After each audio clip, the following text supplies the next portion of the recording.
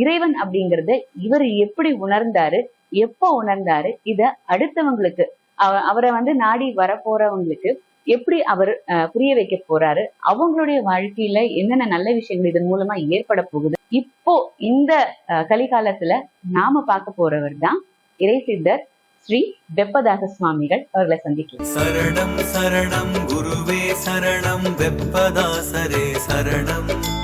சந்ததம் பணிந்து சரணங்கள் சொன்னோம் சர்க்குருநாதா சரணம். சரணம் சரணம் குருவே சரணம் வெப்பதாசரே சரணம். சந்ததம் பணிந்து சரணங்கள் சொன்னோம் சர்க்குருநாதா சரணம். சகலமும் உணர்ந்து அறிவில் தெளிந்த வெப்பதாசரே சரணம்.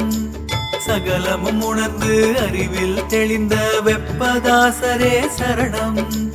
சஞ்சலம் தீர்த்து நல்வழி காட்டி எங்களுக்கு அருள்வாய் சரணம்.